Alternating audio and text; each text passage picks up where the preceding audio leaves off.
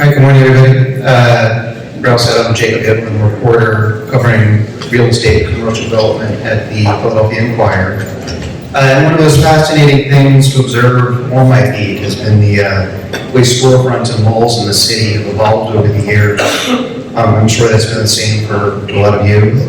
Watching brick and mortar reinvent itself, which was a difficult process on its own. And then the pandemic came along and really sped things up. So lucky for us, we have with us a panel that's really well positioned to talk us through some of these changes from the standpoints of architecture, capital markets, and a very up-to-the-minute take on last-mile logistics. I'll let them introduce themselves. Alex Lopatynsky. I am Principal and Managing Director of Cooper Carey. I run the New York office for Cooper Carey. We are a national architecture design firm, and we do work globally, but retail is one of our market sectors that we practice in. Hi, I'm Chris Drew, based here in Miami, Senior Managing Director with JLL Capital Markets team. Focused primarily on commercial assets, so retail, office, industrial. We do that on a nationwide basis. So I'm going to thank all of you for sitting through multiple panels. Hopefully we're somewhat entertaining. That's the goal. Good morning, everyone. I'm Philippe and co-founder and head of product at REEF Technology, which is a Miami-based company. We essentially transform urban real estate, such as parking lots, by bringing in mobile facilities, new types of architectural elements to essentially adapt that real estate for last mile logistics, for last mile fulfillment, and we are present in the US, in Canada. We have over 5,000 locations that we use to provide our services. All right, thanks for that, everyone. I'll start this conversation with Alex. Alex, it's clear that the pandemic hastened some of the trends in retail. We were already saying, before we might have ordered online because it's a little easier. Now, suddenly after the pandemic hit, it was for a while at least one of the only options available. And now it feels more and more like a default option. And even a lot of the places we might have shopped before may not even be there anymore. So I guess in this context, how do you design physical spaces that get people out of their homes, get people off their couches and into retail environments? Yeah, thank you for that question. I think that we're social beings. We like to interact with each other. So ultimately, as architects and designers, our job is to create space for that. Malls and retail shopping centers have been traditionally for that, right? We've shopped and gotten the things that we wanted to in those stores. And so we will continue to do that because those stores will still fulfill that need for us. So what is it that the place is required for us to get out of our house, drive or walk to and spend money and shop? And that is really recreating what we used to have, and that was a downtown, a place to live, work, play, mixed-use environment. So a lot of the work we're doing, particularly with mall owners, is re-envisioning their malls to become those mixed-use centers. So we're adding multifamily to it. We're adding pre-COVID is hospitality. There's a pause in that for the moment.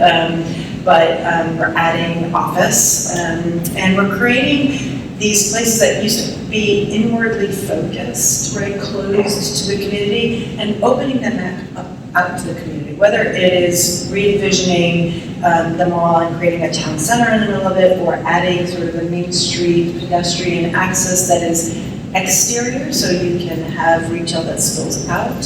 And then connect to these other paths that are, whether it's multifamily or office, so that there's a community place again. And to add to that, it's not just the physical space, but it is also the experiential part of it, right? So if I'm going to leave my house, I want to have fun doing what I'm going to do outside of my house, right? Why would I go shop at a store if I can have it delivered to me? Well, because there's something interesting happening. Whether it is how the F&B is designed, the restaurant experience, Instagrammable moments. We were talking about this and prepping it, right? You've got that here in Woodwood. How do you take that experiential Instagrammable stuff and apply it to your real estate and attach it to the retail and other mixed use environments? So there's a lot of levers you can pull to attract that customer to come to and shop, live, work, play. But there's a lot of, we've been doing a lot of mixed use planning, but we also actually been even lately building it out. So it's happening. It takes a while. It doesn't happen overnight. You know, we can get into this later. They're complicated. Untangling all the leases to make this happen takes a village and years. Do you have an example of a particularly successful project that you worked on? So we completed a sort of a renovation and re-envisioning of the mall in Arlington, Virginia called Boston Quarter. And it was, an inward-focused mall, closed off from the community. And we essentially pulled the roof and side of the mall off and opened one end of the mall to the community, to the street, and created sort of a plaza town center experience with this step-down amphitheater, if you will, that not only acted as an access point for the community, but also created community space. Whether you went and got some, grab-and-go food and sat there and ate, or they, the mall owners activate the space with concerts or book reading. People can sit out there or just hang out, when the sun's out, and it's just a great community space. So all of a sudden, the retailers inside the mall have more access to customers. They have more light, natural light. So there's a whole wellness component to this, right? Not only the retailers, but the customers. So, and it's been very, very successful. Chris, I guess in a similar vein, you mentioned you've been working on some pretty radical reinventions of mall properties. Can you tell me about some of those and kind of what the forces are that make those make sense in the particular locations where they are? Sure, thanks, and Alex, I think we're spot on. I think one of the things, I was wrong about just about everything as it relates to COVID. I didn't think it was going to be as severe. I thought it was going to be much shorter. I think the only thing that I was maybe right about was that I felt like humans would always revert back to the mean, and that they needed personal interaction, right? Humans crave that. And I think to Alex's point, she's spot on. We're seeing that now come to fruition. Mall owners have known that. F&B is really one of the new anchors, and we've talked about that for a long time. I think now it's been proven out. I think folks always question, all right, we're going to add all these restaurants. Is this really the right thing to do? What are the right restaurant concepts to add? And now that they've added them, frankly, depending on where you are in the country, those restaurants are as busy as they've ever been, if not busier, right? So, it's fairly publicized. We worked on, so I'll talk about two different segments of assets that we're working on, right? So let's call it a top 10 mall. So we worked on Bell Harbor Shops. It was a $550 million expansion of Bell Harbor Shops. So that's a top 5 mall, in the country. And it's one of the premier assets in the world. You've got, all the carrying brands there, right? So you've got Gucci that does great numbers. You've got Lopatynsky. You've got a lot of other just really strong, healthy, high-end couture brands, right? Chanel, etc. Those malls, they have a tremendous amount of tenant demand for those goods. So those malls, they're actually expanding the footprints of the malls, or of the tenants. So those tenants work, they're doing well, you'll maintain that business. With that being said, you're also going to see a pretty significant component of F&B come into that project, because that's a property where people will come, they'll shop, but then they'll also stay, and they have really terrific restaurants. And they're experiential restaurants at a property like that. I think that's something that has been new for them. just because they never really needed them all, and there was never a huge demand. Customers would come in, they would shop, and then they would depart. They want to keep them on site, just like any traditional mall, for as long as they possibly can. And their customers just have a much higher spend when they're at that mall. Then if you go to a traditional mall, one of which we're working on in Malibu, Illinois, Golf Shopping Center, right? That is a case study of what Alex just mentioned. This is one where it was an enclosed mall, and you had the hitter's list of tenants that had struggled with boxes, right? Sears, JCPenney, etc. If you're able to control those boxes, that's the key issue, and we can dive into that later. If you're able to control those boxes, you can really start to do some interesting things, right? So you're gonna see things change. When we talk about mixed use, I think people usually think about stacking a bunch of uses on top of each other. That becomes a little bit more challenging, especially from an investment perspective. It depends on the market you're in, the demographics you're in, and we'll touch on this later, the investor demand for the exit on those assets. What you're going to see at a lot of these mall repositions and redevelopments is we're over retail, right? I mean, I don't think that's earth shattering to anyone in this room.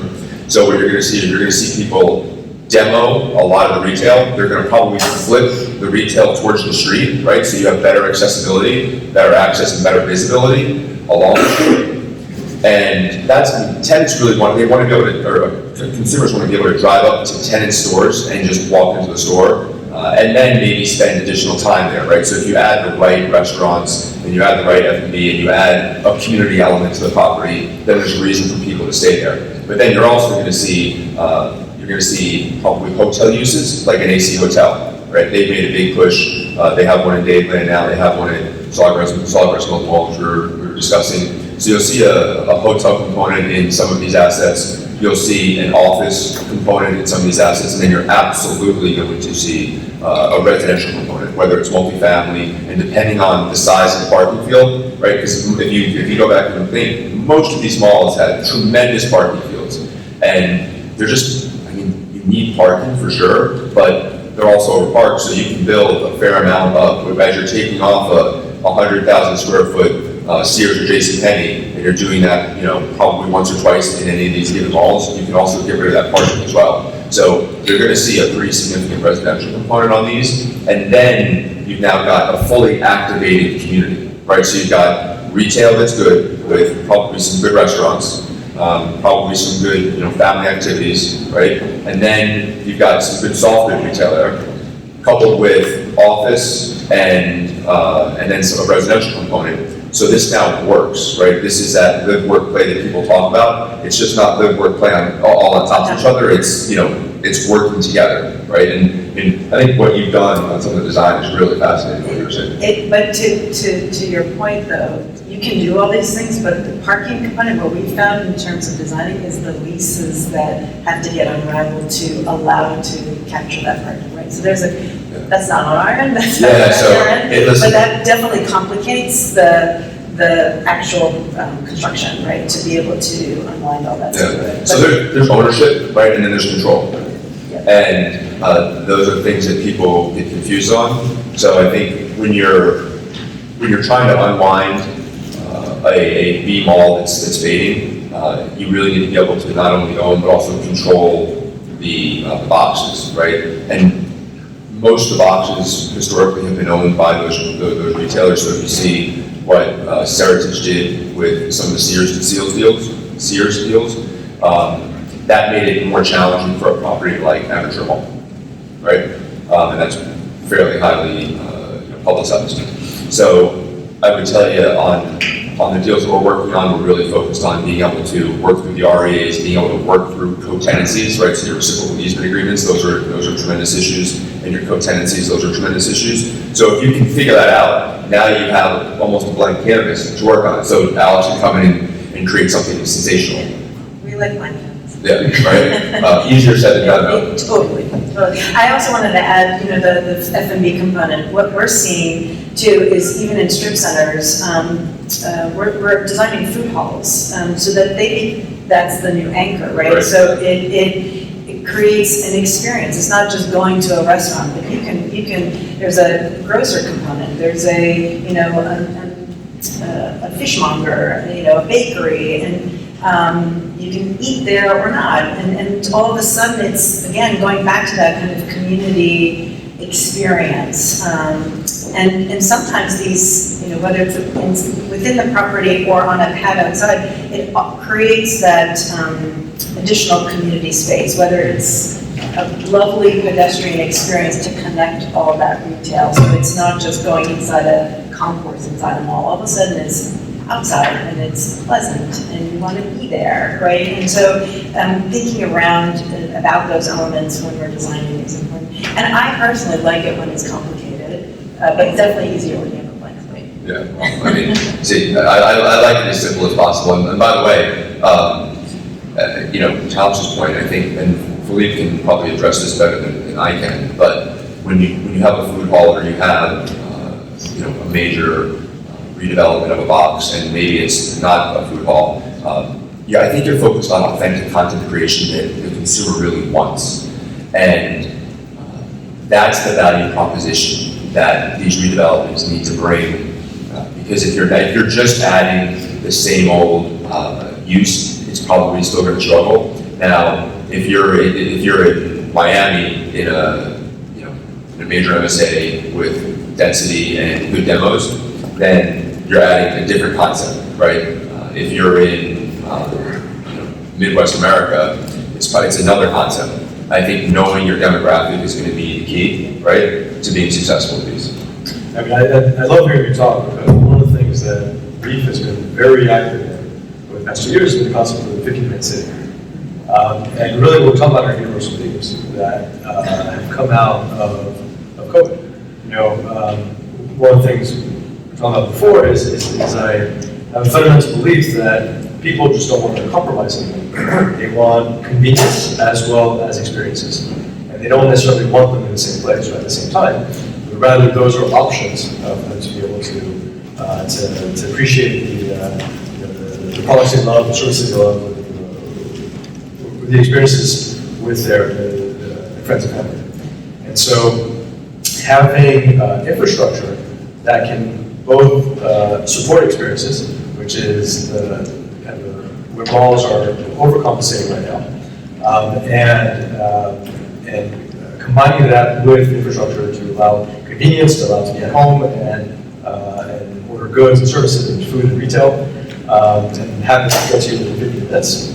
People want both of those things as options. I mean, if I think of Starbucks, for example, sometimes you just want a Starbucks coffee without having to go down the street and into the store and wait in line to get it. And sometimes on Saturday morning, you want to sit down at Starbucks, read your newspaper, and just kind of enjoy the cafe. And it's the same product. It's just it's getting to you as a consumer in different ways. Actually, Philippe,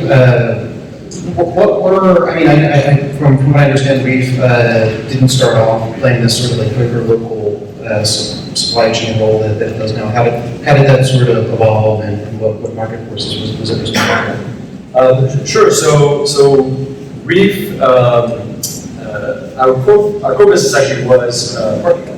So I don't want to jump in here. And so we're still, we're the largest parking operator in North America today.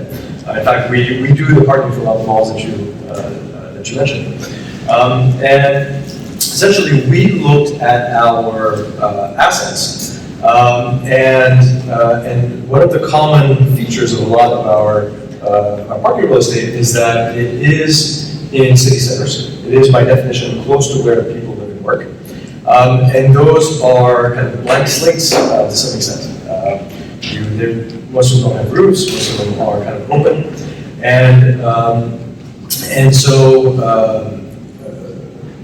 this, over the past few years with the macro trends of e-commerce, of on-demand delivery, of micro-logistics, essentially we saw an opportunity to declutter the streets. We saw an opportunity to extend supply chains into city centers and support retail and restaurants with a whole new way of both reaching the customer, as well as managing their own supply chain, so that cities and downtowns aren't flooded with 18-wheelers and delivery trucks. And so we're able to use that network of real estate essentially to apply to a bunch of different verticals. The one that we're most known for right now is our delivery of kitchens. Essentially, you can think of that business as the equivalent of REEF being a retailer for food brands. So we work with brands like Wendy's, brands like local brands like BurgerFi and Sergio's here in Miami, and essentially merchandise the product into new neighborhoods, allow them to satisfy the needs of consumers, and target what I was just talking about, which is the kind of convenience aspect of what people are looking for these days, because we're 10 to 15 minutes away from where people want to be able to consume the product. Thanks for that. All I wanted to ask, there's been some coverage that some folks here might have encountered about REEF and some kitchen accidents and permitting issues and sort of kind of what was reported internally as not really hitting the goals that the acceptors. I guess what accounts for these growing pains and addressing them? Sure. So REEF operates more than 500 retail and kitchen facilities today. And we know that being a leader in that field brings some scrutiny, and we definitely welcome the scrutiny. In fact, it helps us stay accountable and improve our operations. Now, I would say that one of the things that I love about our company is really the team that we have. That our operations team comes from the best hospitality groups out there. So the head of our kitchen operations is from Garden. We have leaders from Hard Rock, Red Robin, Sweet Green, and a broad spectrum of the industry. And I can tell you that no one is more passionate about the safety of our customers and employees than our team. And so I think there have been a few incidences where we have not lived up to our standards, and of course it's unacceptable. But I think our team has done a very good job responding and adapting as we go, and making the change necessary to make sure that we're bringing a sustainable business to entire neighborhoods. The second part is related to permitting, and to me that's actually a fascinating topic. But essentially, REEF is at the intersection of traditional ways of looking at land use and businesses, and really reinventing kind of adaptable real estate for cities and neighborhoods. And so sometimes we fall into categories that are well defined. And our team works very hard with city governments. Every city is different. Every city has different regulations. And sometimes that means trying to educate our counterparts on what REEF does. And sometimes that means adapting our operations in order to be a good neighbor and a good citizen. And so for us, this is part of kind of the business that we're building.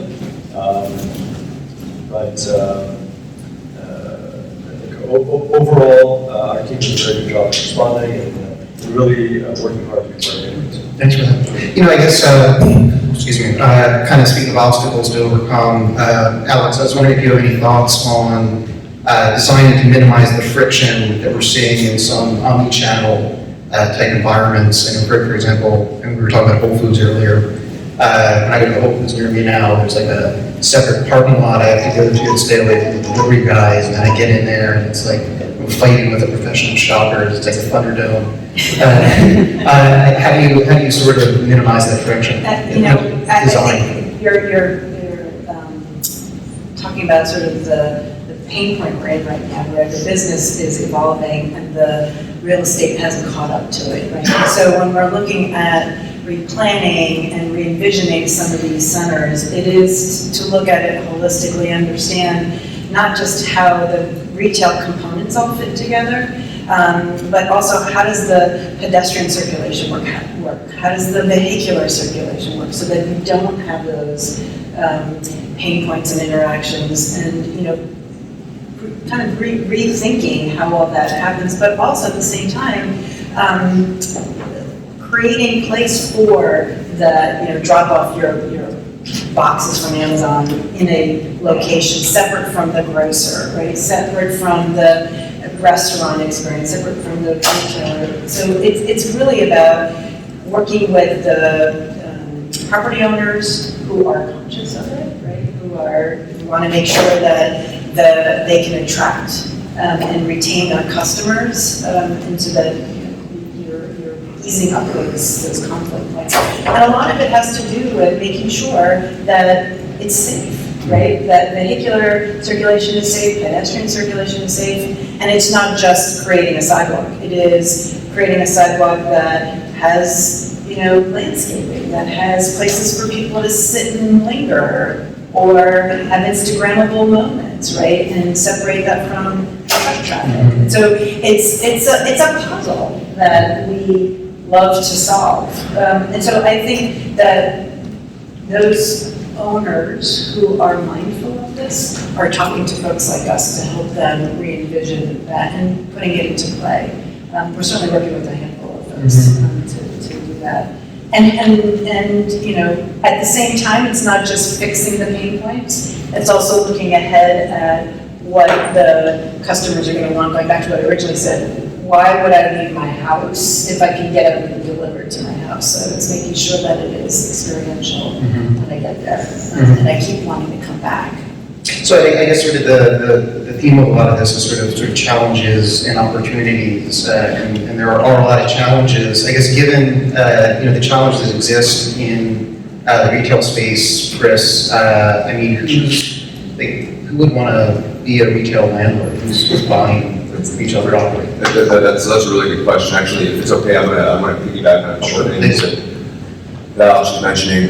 So, from a retail perspective today, if you're an operator in the space, right? If you're a retailer, you had to react real time to COVID, and in doing so, a lot of them were able to pivot pretty quickly and create really successful business models. The business models are evolving and evolved, but if you look at what a lot of grocers did, right? Most of you probably have had grocery deliveries. Some of you may have gone back to the grocery store, and by some of you, it may be a hybrid model right now. I can tell you in my household, it's a hybrid model. I have, Amazon Prime deliveries, from a grocery perspective to my house, once every couple weeks versus, 2 or 3 times a week now, right? But with that being said, it creates an issue for the consumer experience in a retail operator store, right? So retailers make money by having people in their stores, right? The omni-channel strategy has proven to be the best strategy at this point. You have to have somewhat of a hybrid. You have to be able to deliver, either deliver to consumers, shop online, or have people come in the stores. One model just does not work, right? You can't be fully online, hence Amazon's acquisition of Whole Foods and other firms that they're trying to buy now. And then you can't just be a bricks and mortar, right? So I think we figured out that the hybrid model, the omni-channel model works. Now it's trying to execute on that, and how do you actually do that, and how do you not erode, the customer experience? So that's the point that we're at right now in retail. They're going to figure it out, and we're getting there. And I think what you guys are doing with, ghost kitchens and things like that, that's a huge part of this, right?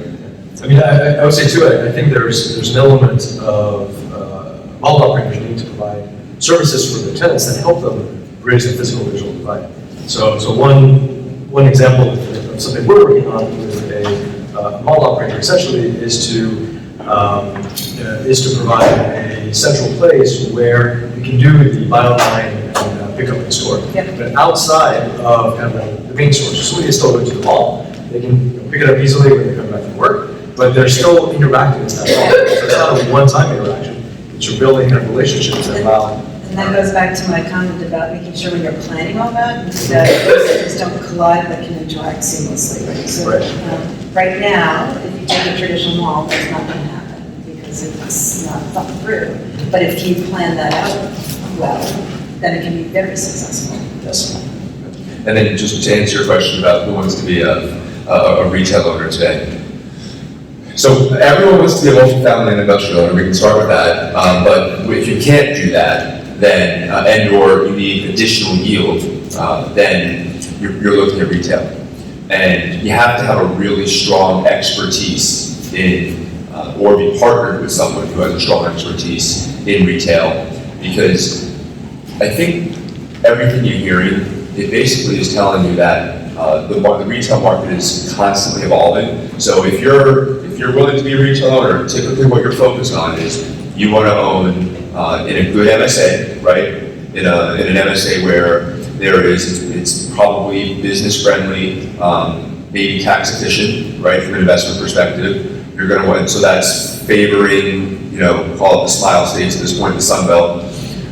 You're going to want to own in an area where you've got relatively strong demographics, and you have to understand this goes back to fundamentals 101 for retail. You got to be on the right corner, because we spent a lot of time on this talking about accessibility and just saving people time, right? Everyone wants things to be easy. Customers want things to be easy. So if it's hard to access a property, and it's hard to park at the property, and it's hard to get into the tenant space, then you're probably not going to go, because you don't need to add more stress into your life. But if you can buy an asset that is well located in a good market with good demographics, then the tenant is going to evolve. I mean, I think we've all figured out at this point that I can't tell you that Whole Foods is going to be, the darling of the grocer business for the next 25 years, right? But what I can tell you is that if you have a grocery box with strong demographics in a good market, that somebody is going to find a way to make that space successful.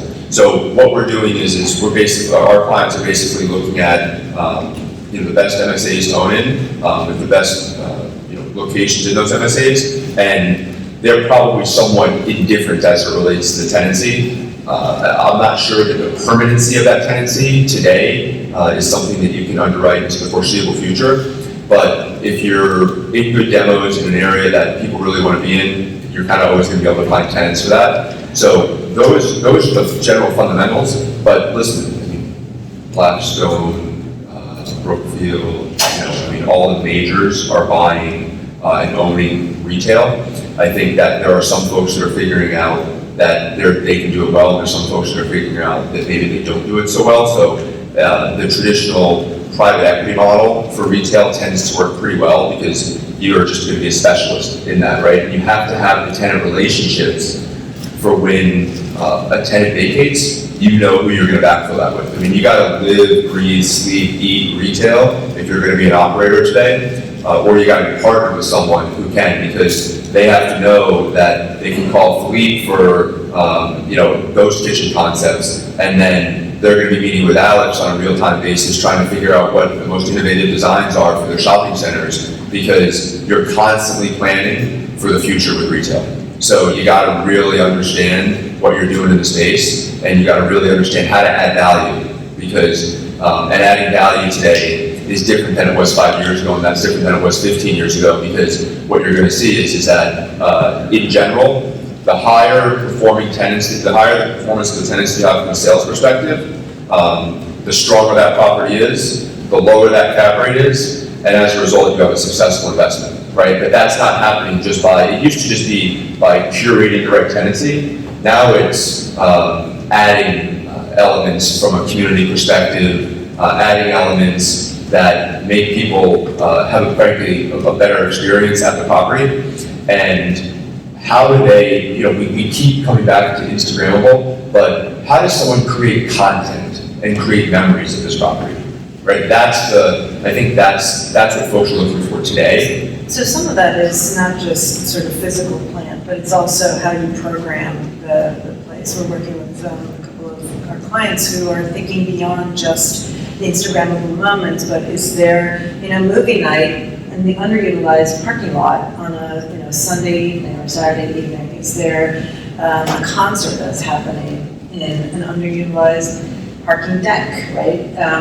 So is there a food truck component to part of the parking lot that's underutilized, right? We were talking about vast parking lots that people don't occupy as much. Can you program events and kind of go-to things that the community can take part in that then brings that customer back to that location, experience it in an interesting place. It's Instagrammable. All of a sudden, the brand of the location starts to get some traction, and it becomes, again, a place for the community to gather. So it's physical plant, it's the right mix, it's looking at all those things, and a lot of, you're talking about designing for the future, a lot of what we're doing is going to be done in the future because of the kind of unwinding of all the real estate that has to happen. So we're already thinking about what is this going to be in 5 years, because that's when we're going to end up building some of this stuff. And then the complexity of COVID, right? And understanding, when things happen like that,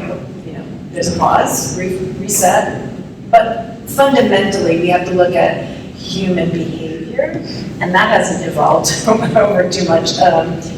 Technology has impacted it, but like I said in the beginning, we still want to be together. Look at us here, right? We're meeting to be in person because it's meaningful and it makes us more productive to be around each other. Same goes for shopping. Yeah, but what's interesting is that now you're not just competing with the shopping center down the street, you're competing with Postmates, Netflix, HBO Max, right? I mean, why leave your house? If you have a 75-inch television, it's like... Yeah, you don't have to go to movies anymore. Yeah, you don't have to go to movies anymore, Yeah. right? By the way, you don't have to go to sporting events, so there's a lot of reasons that people can stay home, and people have much less time today than they've ever had. So if they're going to, and that's everyone's currency. I know we all think it's dollars, but in reality it's time. So if you're going to spend that currency, you got to spend it on something that's really impactful and important to you. Now is probably a good time to check and see if anyone out here has any questions. Anybody? Sorry about all this. First question for you. I meant to do that. First question for you as a capital markets guy. For a lot of these fee malls, right, the Brookfield, the Science, they're not giving away malls anymore too much, but is this going to happen with new owners? Because it's been so many years of paying the conversions and stuff, like, capital markets just want to bring it there now. Yeah, so I think your question is are new owners going to be able to figure out and reposition these fee malls? Well, as our current owners going to be able to get the capital to do it. Oh, yeah. They asked, yeah, so listen, a couple of things here, right? Let's just assume there's I think as it relates to B malls, there's two segments, right? There's the B malls where you can control the anchors, and there's a path to redevelopment without violating the tremendous amount of code tenancies and REAs, right? If that's the case, then yes, you can get the capital, and you have to have it really well designed. You have to have a business plan. I mean, we're working on a property that's similar to that now in Chicago. They have entitlements. They have control and ownership of the port boxes that they need. So that you can redevelop, right? And you're in good demographics where it makes sense to redevelop it. Then there are the malls that you don't have control of the boxes, and you maybe control the inside, the indoor portion of the mall. Those, frankly, are going to have to die. They just got to die, and it's going to have to get worse before it gets better. Or I think the smart landlords and the smart owners. Once we were in the middle of COVID, there was a lot of time. Everyone here reported on rent relief, and there was a lot of rent relief given. But I can tell you that for the most successful owners, if the rent relief was given, there were negotiations in the lease that occurred that allowed them to potentially get access to those boxes. So, or to strategic boxes within a property that they needed, or strategic rights in the lease that they needed so that they could redevelop and or give them some level of optionality around their asset. So COVID helped in that regard. If you were with if you lent to a good owner and if you were a good owner. So. One trend that I noticed during COVID with retail was more of an emphasis on drive-throughs, like Shake Shack building a restaurant with 3 drive-through lanes. Is that something that you think is going to be permanent change, or is that kind of Well, I think I'd answer that. I think it depends on the location, right?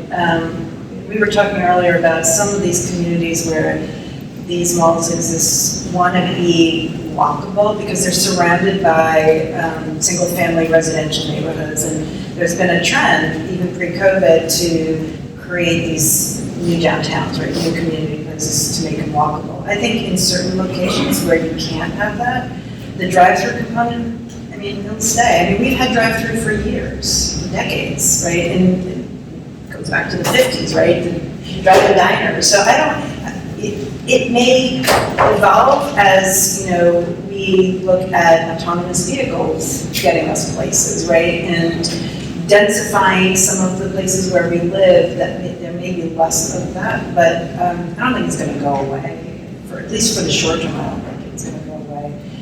But it also goes back to community. There are some communities that won't allow drive-through. The town that I live in Connecticut, does not allow drive-through access to retailers in the commercial district zone. So it varies. Yeah, by the way, that's an excellent point, and that's a little bit up to say that. So I don't think drive-through goes away by any means. Just so we're all clear. Buy online, I think Philippe mentioned buy online, pick up in store. I actually like to call it pick up at store, because if I have to get out of my car, then it's not as efficient. But I actually recently did it. It was awesome. Unless there's a really cool Instagrammable moment. Yeah, fair. Yeah, although, you know, I guess I've heard that the young people aren't using Instagram as much, so I think we're gonna have to figure that out, right? But I mean, maybe it's. Don't tell my kids that. Oh, they're still, okay. Yeah, Right. But, so drive-throughs are gonna be there. It's an efficient form of commerce. With that being said, you know, I think you're gonna be much more focused on, if you are going to a property, why are you going there? Is there a specific reason that you're going to spend a fair amount of time there? If not, then you're going to go to Target and you're going to back up your car, they're going to load up your car, and you're going to drive away. I mean, that goes back to what you were saying about convenience, right? You want convenience and you want experience, right? You want both and. So we're going to have to live with this combination of stuff. And we're, as architects and designers, are going to get way more efficient in planning all that out so that, it's not complicated to build, because that's our job, right, to meet those expectations of our owners. So. One of the things you mentioned, which is a little bit off topic, but you started going down the path of autonomous vehicles, which is something that we're actively pursuing right now. Including in-building or in-property autonomous delivery. Yeah. And so designing these properties to be able to handle that autonomous delivery for convenience purposes, I think, again, intersects a number of trends, but is absolutely part of something that we're looking at. Yeah, we've done a couple of planning efforts in some strip centers where we're creating sort of pickup drop-off loading areas for that, whether it's autonomous or Uber and Lyft like, but it's definitely something that's new in terms of vehicular planning. Right, well, you should see the innovation that's happening in indoor robots now to try to handle legacy door handles and legacy elevator buttons. It's pretty funny, actually.